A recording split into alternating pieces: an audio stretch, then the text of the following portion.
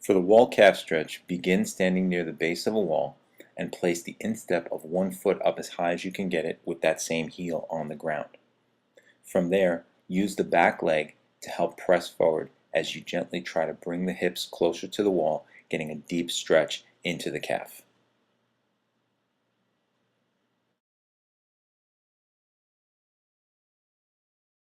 Those of you looking for a little bit more of an advanced stretch can try the pike calf stretch.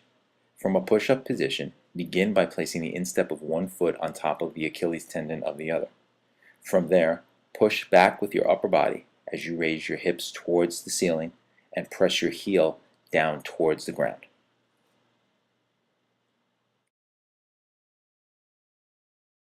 Another great way to stretch the calf involves the use of a stretch strap. Begin by looping the strap underneath the ball of one foot and then sit up in a nice tall upright posture.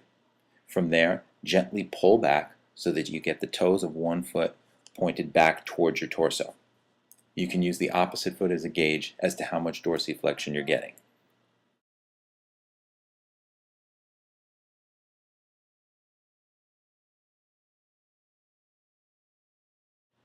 Moving up into the hamstrings, we'll once again be using the stretch strap for the three-way hamstring stretch.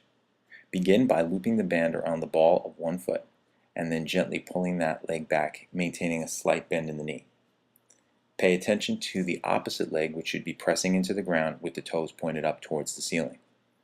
After holding the neutral position for about 20 to 30 seconds, bring your leg up and out to the side, just outside the shoulder on that same side of the body.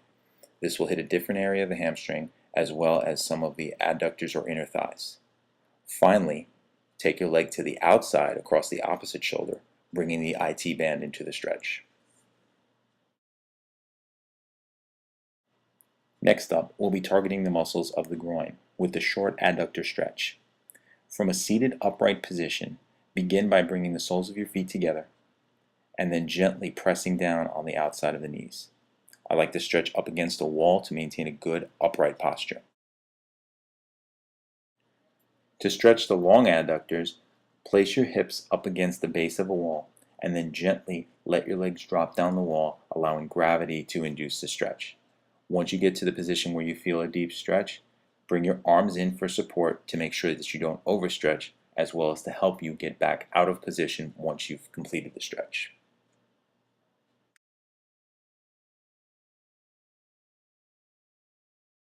Moving up into the glutes, we'll begin with the lying figure four stretch. There are two versions here. For the beginner's version, from a lying position with both knees bent, start by bringing one leg up and placing it on the top of the opposing knee. From there, simply reach between your legs to grab your hamstring and gently pull back towards your chest. For those of you who have the flexibility and want a little bit deeper stretch, instead of reaching through the legs, reach around grabbing the top of the knee. This will place that top leg under a much deeper stretch, and you should feel it even more in the glutes than the first version.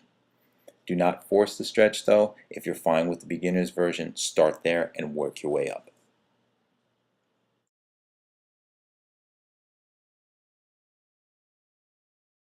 Here's a more advanced version of a glute stretch for those of you looking for something a little deeper. It's called the pigeon stretch with lat.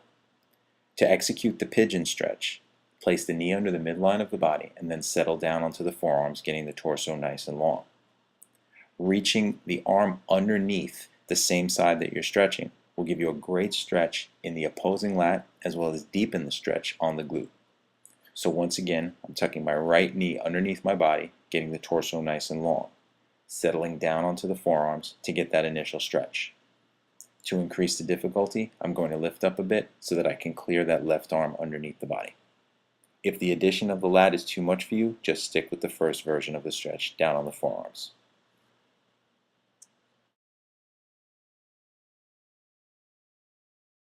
Next up, we've got the couch stretch to target those tight hip flexors and quads.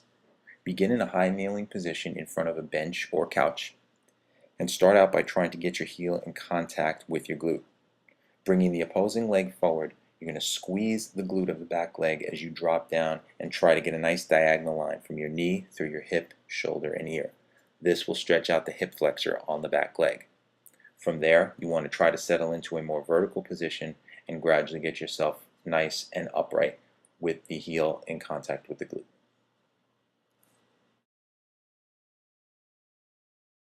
Moving into the upper body, we will start off with the lateral neck stretch. From a seated position, sitting up straight and tall, grab the underside of a chair to anchor your shoulder down. Then come up and over with your opposing arm, bringing your ear towards your opposite shoulder. It will stretch out the side of the neck and the shoulder. To involve the levator scapulae, simply turn your head to the side, drop your chin into your armpit, and grab your head from behind, bringing your chin down towards your armpit. To execute the pec anterior deltoid stretch, you're going to need a door jamb or other sturdy object you know is not going to move.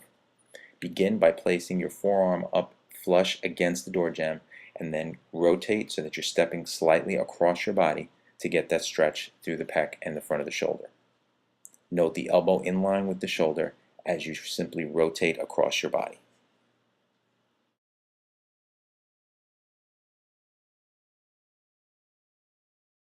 To execute this first lat stretch, you're once again going to need a sturdy anchoring point that you know isn't going to move. Once you grab the hold of it, simply sit back into your hips and allow your torso to lengthen, getting a nice stretch in the lats. You can easily increase the intensity of the stretch by shifting one side to the other. Just make sure that you're holding each position for a minimum of 20 to 40 seconds at a time. For an even deeper stretch in the lats, you can try the bench lat stretch with external rotation. Begin in a kneeling position and place your hands down on a bench and rotate your palms so they face the ceiling. Once there, again sit back into your hips and try to maintain a nice long torso as you ease into the stretch.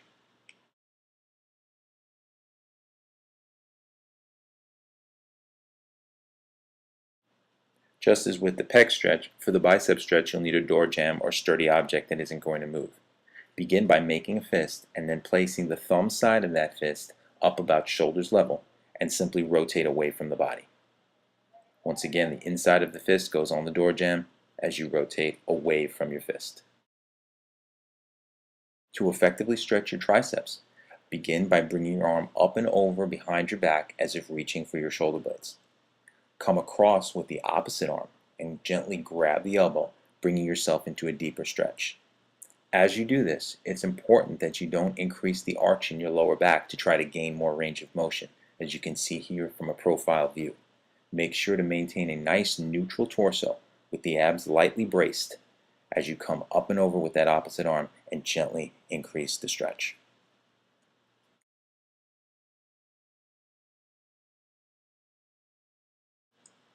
Finally, we'll round things out by stretching out the forearm muscles.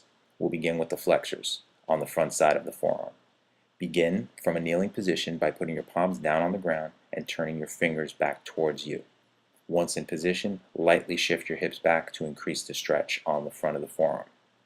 To stretch the extensors on the back side of the forearm, place the backs of the hands down on the ground and simply reverse the motion by once again sitting back into the hips until you feel a stretch across the back side of the forearm.